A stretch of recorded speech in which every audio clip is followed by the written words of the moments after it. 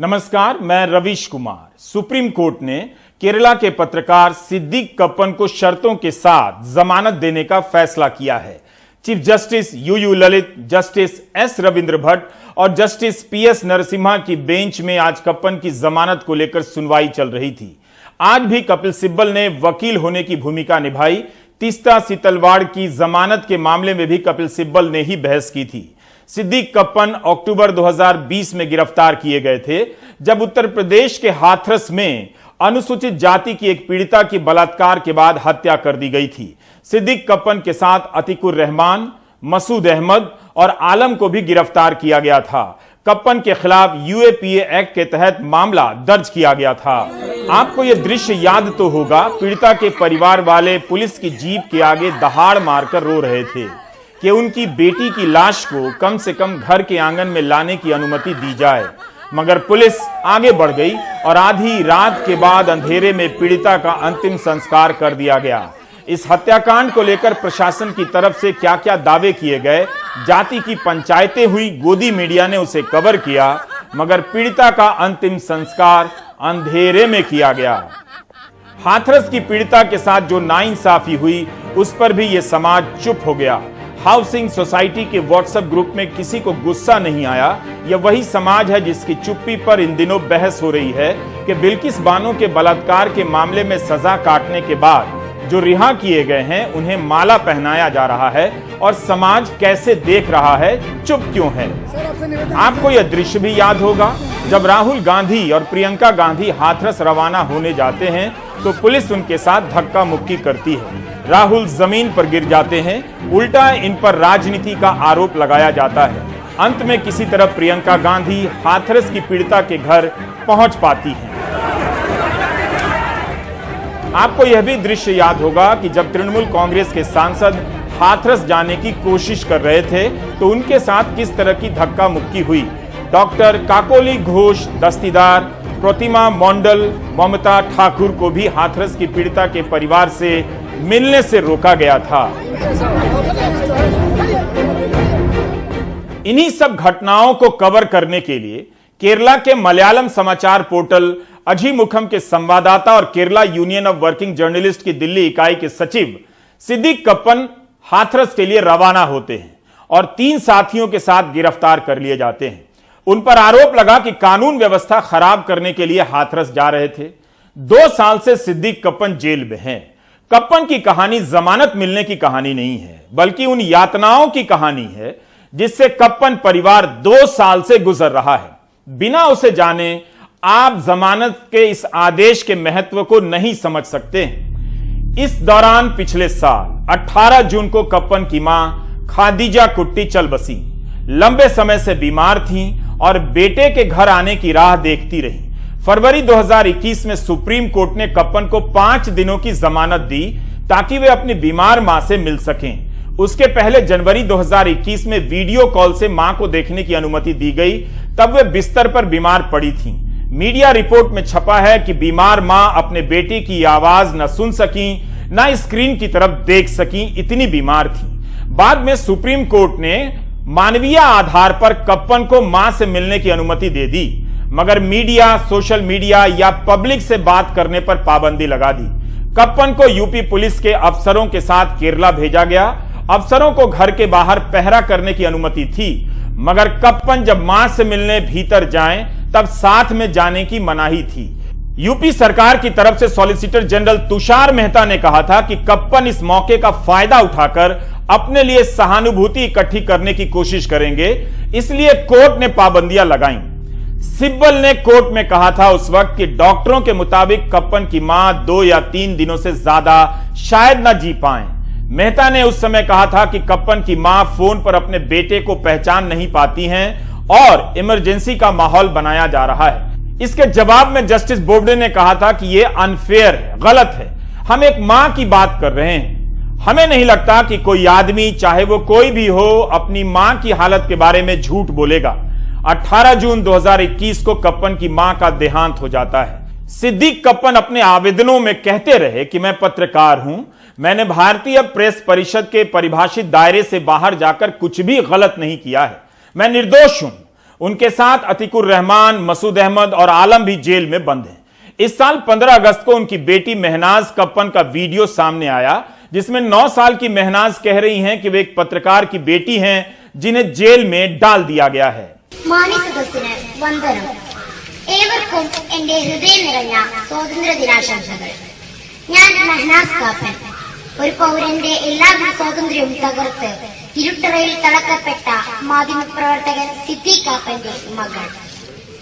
India മഹാരാജ്യം 76ാമത് സ്വാതന്ത്ര്യ ദിനത്തിലേക്ക് കാലെടുത്തു വച്ച ഈ മഹത്തരമായ വേളയിൽ ഒരു ഭാരതീയൻ എന്ന അചഞ്ചലമായ അഭിമാനത്തോടെയും അധികാരത്തോടെയും ഞാൻ പറയട്ടെ, ഭാരത് മാതാ കി ജയ്. ഗാന്ധിജിയുടെയും നെഹ്റുവിന്റെയും ഭഗത് സിംഗിന്റെയും അങ്ങനെ എണ്ണിയാലൊടുങ്ങാത്ത പുണ്യാത്മാക്കളുടെയും വിപ്ലവ നായകന്മാരുടെയും ജീവത്യാഗത്തിന്റെ ഫലമായി നമുക്ക് നേടിയെടുക്കാൻ സാധിച്ചതാണ് നാം ഇന്ന് അനുഭവിച്ചു കൊണ്ടിരിക്കുന്ന ഈ സ്വാതന്ത്ര്യം. ഇന്ന് ഓരോ ഭാരതീയനും അവൻ എന്ത് സംസാരിക്കണം, അവൻ എന്ത് കഴിക്കണം, ഏത് മതം തിരഞ്ഞെടുക്കണം, ഇതിനെല്ലാത്തിനും ചോയ്സ് ഉണ്ട്. उम्मीद है महनाज कप्पन जल्दी अपने पत्रकार पिता सिद्दीक कप्पन से मिल सकेंगी।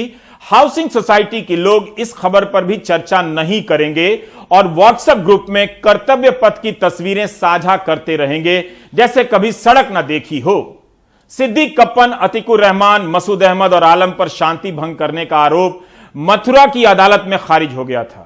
16 जून 2021 को मथुरा कोर्ट ने उन पर शांति भंग करने के आरोप रद्द कर दिए। कोर्ट ने कहा कि पुलिस 6 महीने में जांच पूरी करने में असफल रही। नोट कीजिए, यूपी पुलिस ने अप्रैल 2021 में 5000 पन्नों की चार्जशीट दायर की। कप्पन को कोविड भी हुआ, तब केरल के मुख्यमंत्री ने यूपी के मुख्यमंत्री को पत्र लिखा कि अच्छे अस्पताल में इलाज हो। केरल के सांसदों ने सुप्रीम कोर्ट के मुख्य न्यायाधीश को पत्र लिखा कि उसके इलाज के लिए तुरंत सुनवाई हो। कप्पन की पत्नी रेहाना कप्पन ने भी सुप्रीम कोर्ट के प्रधान न्यायाधीश को पत्र लिखा कि कप्पन को बिस्तर से बांध दिया गया है, वह शौच के लिए नहीं जा सकता और खाना नहीं खा सकता। क्या ये सब आप सुन पा रहे हैं? उसे कई तरह की बीमारियां हैं, उनकी पत्नी कहती हैं। फिर उसे एम्स लाया गया, लेकिन वहां से जल्दी ही यूपी ले जाया गया। परिवार वालों को अस्पताल में मिलने नहीं दिया गया और इलाज पूरा भी नहीं हुआ कि वापस ले जाया गया। यह परिवारजनों का आरोप था। 2 साल में भी यह केस अपने अंजाम पर नहीं पहुंचा। कोविड के दौरान कप्पन की पत्नी रेहाना कप्पन ने जिस तरह के आरोप लगाए वे इतने साधारण नहीं थे, वरना रेहाना कप्पन सुप्रीम कोर्ट के चीफ जस्टिस को पत्र नहीं लिखती। Kerala union of working journalist ने भी सुप्रीम कोर्ट में याचिका दायर की और कहा कि 28 अप्रैल 2021 को सुप्रीम कोर्ट ने निर्देश दिया कि कप्पन को ठीक होने के बाद ही अस्पताल से छुट्टी दी जाए, लेकिन कोविड पॉजिटिव होने के बाद भी उन्हें अस्पताल से निकालकर जेल में डाल दिया गया। 6 मई 2021 की आधी रात को अस्पताल से छुट्टी देकर कप्पन को एम्स से मथुरा जेल भेजा गया। कप्पन की लड़ाई उनकी पत्नी और केरला के सैकड़ों पत्रकारों ने एकजुट होकर लड़ी है। रेहाना कप्पन को अपने पति सिद्दीक कप्पन के काम पर इतना भरोसा था और उस काम के प्रति इतना सम्मान था कि सिद्दीक का मुकदमा लड़ते लड़ते पत्रकार बन गई। 2 दिन पहले न्यूज मिनट में उनका इंटरव्यू छपा कि सिद्दीक का केस लड़ने के लिए उनके पास वकील और पत्रकार बनने के अलावा कोई चारा नहीं था। केस क्या होता है, मुकदमे की सुनवाई की प्रक्रियाएं क्या होती हैं, रेहाना ये सब समझने लगी। भारत के एडिटर्स गिल्ड ने भी कप्पन के साथ अस्पताल में हुई नाइंसाफी को लेकर बयान जारी किया। साथ बहुतों ने दिया, मगर Kerala union of working journalist शुरू से ही अपने पत्रकार साथी के साथ खड़ा रहा। कप्पन इसी यूनियन के दिल्ली इकाई के सचिव हैं। केरला के 100 से अधिक पत्रकार, फोटोग्राफर मिलकर संघर्ष करने लगे। गिरफ्तारी के दिन ही पत्रकारों ने वकील कपिल सिब्बल से संपर्क साधा। सिब्बल और सुप्रीम कोर्ट के वकील हरीश बीरन की मदद से मुकदमा लड़ना शुरू कर दिया गया। इनकी पहल पर सुप्रीम कोर्ट ने यूपी पुलिस को नोटिस दिया कि कप्पन सुरक्षित रहें। डायबिटीज के रोगी कप्पन के इलाज के लिए भी आदेश जारी करना पड़ा। इस केस का ट्रायल लखनऊ की विशेष अदालत में चलने वाला है। हम समझते हैं कि आज कप्पन बरी नहीं हुए हैं, सशर्त जमानत मिली है, लेकिन यह केस इतना साधारण नहीं है। इस तरह की गिरफ्तारियों को लेकर तमाम उदाहरण आपके सामने हैं कि कैसे फर्जी तरीके से, बिल्कुल फर्जी तरीके से एनएसए लगाकर डॉक्टर कफील खान को महीनों जेल में रखा गया। यूएपीए, एनएसए और देशद्रोह की धारा 124 से लगाकर आवाज उठाने वालों को यातनाएं दी गईं। आप कप्पन, कफील खान, अखिल गोगोई, दिशा रवि, इन सब मामलों को एक दूसरे से अलग नहीं कर सकते। अखिल गोगोई को 12 दिसंबर 2019 के दिन गिरफ्तार किया गया था। उन पर 2009 के एक मामले में एनएसए लगा दिया गया। 1.5 साल से अधिक समय तक जेल में रहने के बाद जून 2021 में अखिल गोगोई को एनआईए कोर्ट ने रिहा कर दिया। एनआईए कोर्ट के जज प्रांजल दास ने अपने फैसले में कहा कि रिकॉर्ड पर, ध्यान से सुनिए, रिकॉर्ड पर जो दस्तावेज पेश किए गए हैं और जिन पर चर्चा हुई है, मैं सोच विचार कर इस नतीजे पर पहुंचा हूं कि इन सभी साक्ष्यों के आधार पर नहीं कहा जा सकता कि भारत की एकता, अखंडता और संप्रभुता को खतरा पहुंचाने के इरादे से आतंकी कार्रवाई की गई या लोगों को आतंकित करने के इरादे से आतंकी कार्रवाई की गई। इसलिए अखिल गोगोई के खिलाफ आरोप तय करने का कोई मामला नहीं बनता है। अखिल गोगोई के अलावा जगजीत गोहेन और भूपेन गोगोई भी बरी कर दिए गए। सब आपके सामने है। फर्जी आधार पर ऐसी धाराएं लगाई जाती हैं कि लोगों को 1-1 साल, 2-2 साल जेल में डालकर सड़ा दिया गया और इसकी जानकारी आप तक ना पहुंचे, चर्चा ना हो, इसके लिए 100 इंतजाम कर दिए गए गोदी मीडिया के जरिए। इसलिए सिद्दीक कप्पन की सशर्त जमानत के आदेश का मामला केवल एक केस के आदेश का मामला नहीं है, मगर यह भी कहना जरूरी है कि तमाम मामलों में जमानतें मिलती रहीं, लेकिन उन सब के बाद भी कप्पन के मामले में किसी को उम्मीद नहीं थी कि जमानत का दिन आएगा। कप्पन का अंधेरा किसी को दिखाई नहीं दे रहा था, क्योंकि हर दिन गोदी मीडिया के जरिए देश को शाम 7:30 बजे का ऐसा कृत्रिम उजाला दिखाया जाता रहा। यह कर्तव्य पथ है। ढिंढोरा पीटा गया कि नाम बदल देने भर से औपनिवेशिक मानसिकता से मुक्ति मिली है। एक निम्न मध्यम वर्गीय देश शाम के वक्त भव्य सजावट करता है ताकि औपनिवेशिक मानसिकता से मुक्ति का सीधा प्रसारण हो सके, भाषण हो सके। अगर यह औपनिवेशिक मानसिकता से मुक्ति है, तब फिर सवाल करने, प्रदर्शनों में हिस्सा लेने, पत्रकारिता करने पर देशद्रोह से लेकर आतंक की धाराओं में जेल में सड़ा देने की मानसिकता क्या अंग्रेजी हुकूमत की मानसिकता नहीं है? डराने धमकाने की सत्ता की यह मानसिकता आज भी है और जनता को सड़क का नाम बदलकर भरोसा दिया जा रहा है कि औपनिवेशिक मानसिकता से आजादी के दिन है। इस मानसिकता से तभी आजादी मिल गई थी जब लाखों भारतीयों ने अंग्रेजी कपड़ों की होली जला दी और खादी का धारण कर लिया था। आपको तय करना है कि सड़क का नाम बदल देने से औपनिवेशिक मानसिकता से मुक्ति मिलती है या उन धाराओं को खत्म कर देने से, जिसे अंग्रेज इसलिए लाए थे कि कोई भारतीय भारत माता की जय तक ना बोल सके। तरह तरह से सूचनाओं के सिपाहियों को जेल में डालकर आप नागरिकों के लिए एक अंधेरा पथ बनाया जा रहा है, वो दिखाई ना दे, इसलिए इस तरह से कर्तव्य पथ सजाया जा रहा है। यहां आए तो आप सेल्फी जरूर लें, आप लेंगे भी। सिद्दीक कप्पन की जमानत की खबर बताती है कि सत्ता की औपनिवेशिक मानसिकता आज भी बरकरार है और आज भी पत्रकार से लेकर सामाजिक कार्यकर्ता इस मानसिकता के शिकार हो रहे हैं। वरना कर्तव्य पथ को आजादी का प्रतीक बताने से पहले देशद्रोह की धारा खत्म कर दी जाती। सरकार अगर इस मानसिकता से मुक्ति के प्रति ईमानदार होती तो फर्जी तरीके से एनएसए लगाने की बात पर अफसोस प्रकट करती, उन अफसरों के खिलाफ कार्रवाई होती, कभी नहीं की गई। इसी 4 अगस्त को जब हमने प्राइम टाइम में कप्पन के केस को कवर किया, तब कोई उम्मीद नहीं नजर आई कि जमानत भी मिलेगी। अभी भी कप्पन के साथ गिरफ्तार हुए अतीकुर रहमान और बाकी साथियों की जमानत बाकी है। आज की सुनवाई में यूपी सरकार की तरफ से महेश जेठमलानी जमानत का विरोध कर रहे थे। अपने हलफनामे में यूपी सरकार ने कहा है कि कप्पन के चरमपंथी संगठन पॉपुलर फ्रंट ऑफ इंडिया के साथ घनिष्ठ संबंध हैं, जिसका एक राष्ट्र विरोधी एजेंडा है। सिद्दीक कप्पन देश में धार्मिक कलह और आतंक फैलाने की बड़ी साजिश का हिस्सा हैं। कप्पन सीएए, एनआरसी और बाबरी पर सुप्रीम कोर्ट के फैसले व हाथरस की घटना को लेकर धार्मिक उन्माद फैलाने की साजिश का बड़ा हिस्सा है। वो पीएफआई के वित्तीय शोधनकर्ता रऊफ शरीफ के साथ साजिश कर रहा था। 2010 में पीएफआई कैडर ने बेरहमी से न्यूमैन कॉलेज के क्रिश्चियन लेक्चरर टीजे थॉमस के हाथ काट दिए थे। यह आरोप लगा था। 2013 में जब पीएफआई समर्थित हथियार प्रशिक्षण आतंकवादी शिविर पर केरल पुलिस ने छापा मारा था, जिसकी एनआईए ने जांच शुरू की थी। 3 अगस्त को इलाहाबाद हाईकोर्ट की लखनऊ बेंच ने पत्रकार सिद्दीक कप्पन को राहत नहीं दी। तब कप्पन ने सुप्रीम कोर्ट में याचिका लगाई। कप्पन की तरफ से बहस करते हुए कपिल सिब्बल ने कहा कि सिर्फ 45,000 रुपए बैंक में जमा कराने के आरोप हैं। पीएफआई कोई प्रतिबंधित या आतंकी संगठन नहीं है। वो अक्टूबर 2020 से जेल में है। वो पत्रकार है और हाथरस की घटना के कवरेज के लिए जा रहा था। चीफ जस्टिस ने यूपी सरकार से पूछा कि क्या कप्पन के पास कोई विस्फोटक पदार्थ मिला, कोई ऐसी सामग्री मिली जिससे लगा हो कि वो साजिश रच रहा था। तब यूपी सरकार के वकील महेश जेठमलानी ने कहा, कप्पन के पास से कोई विस्फोटक नहीं मिला, उसकी कार से कुछ लिटरेचर साहित्य मिला है। इस पर कपिल सिब्बल ने कहा कि साहित्य यह था कि हाथरस की पीड़िता को इंसाफ दिलाना है।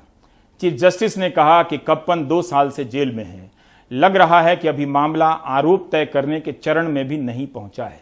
तब कोर्ट ने कहा कि हम कप्पन को जमानत दे देंगे, कुछ शर्तें लगाएंगे, और शर्तें यह हैं कि कप्पन स्थानीय पुलिस के क्षेत्र में ही रहेंगे। तब सिब्बल ने कहा कि वो केरला के हैं, दिल्ली में काम करते हैं। चीफ जस्टिस ने कहा कि कप्पन दिल्ली में 6 महीने रहेंगे और बाद में केरला जा सकेंगे, पासपोर्ट सरेंडर कर देंगे और हर ट्रायल पर खुद या वकील के जरिए पेश होंगे। कप्पन को दिल्ली के जंगपुरा पुलिस स्टेशन के इलाके में रहना होगा, हर सोमवार को थाने में हाजिरी देनी होगी और 6 महीने के बाद केरला जा सकेंगे, लेकिन वहां भी हर सोमवार थाने में हाजिरी देंगे। कप्पन इस समय लखनऊ जेल में बंद हैं। चीफ जस्टिस ने जब पूछा कि हर किसी को अभिव्यक्ति की स्वतंत्रता हासिल है, कप्पन दिखाने की कोशिश कर रहे हैं कि हाथरस की पीड़िता को इंसाफ मिलना चाहिए और उनकी आवाज उठाना चाहते हैं, क्या यह कानून की निगाह में अपराध है? द वायर ने लिखा है कि इस सवाल पर यूपी सरकार के पास कोई जवाब नहीं था।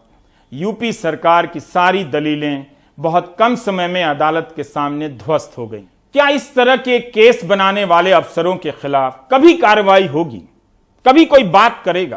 क्या अदालत सजा देगी? या वो केस है जिसमें किसी को जमानत मिली है, तो ऐसे ही न जाने कितने केस में जमानत का इंतजार है और न जाने कितने ऐसे लोग इस तरह से जेल में डाले जाने वाले हैं। 27 अगस्त की इंडियन एक्सप्रेस की खबर बताता हूं। एक पत्रकार ने खबर लिख दी कि गुजरात के मुख्यमंत्री भूपेंद्र पटेल हटाए जा सकते हैं, तो उन पर केस हो गया। पत्रकार अनिरुद्ध निकुम के खिलाफ राजकोट में एफआईआर हो गई। अनिरुद्ध असल काठियावाड़ी अखबार के लिए लिखते हैं। राजनीति की खबरों में ऐसी खबरें मामूली मानी जाती हैं कि कौन हटेगा कौन बनेगा, लेकिन इतने भर से एक पत्रकार के खिलाफ एफआईआर हो जाती है। अफवाह फैलाकर जनता को भयभीत करने के मामले की धारा लगा दी गई। किसी राज्य का मुख्यमंत्री बदला जा सकता है, इसमें भयभीत होने वाली क्या बात है? लेकिन एफआईआर दर्ज होती है। एक्सप्रेस के अनुसार लिखा गया है कि भारतीय जनता में कथित रूप से बेचैनी पैदा करने के इरादे से खबर छापी गई। बताइए, हमने आपको 20 सितंबर 2021 के प्राइम टाइम में एक ऐसी ही खबर दिखाई थी। 31 साल के धवल पटेल ने पिछले साल मई में जब सूत्रों के हवाले से खबर लिखी कि विजय रूपाणी को मुख्यमंत्री के पद से हटाया जा सकता है, तब पुलिस ने उन पर राजद्रोह का मुकदमा कर दिया। उनकी खबर को वेबसाइट से हटाना पड़ा और धवल पटेल गिरफ्तार कर लिए गए। बाद में धवल पटेल ने भारत ही छोड़ दिया, ऐसी खबर आई थी। धवल पटेल की बात सही साबित हुई, रूपाणी हटा दिए गए। सिद्दीक कप्पन की जमानत की खबर राहत की खबर नहीं है, बल्कि उदास करने वाली है। आप देख रहे थे प्राइम टाइम। नमस्कार।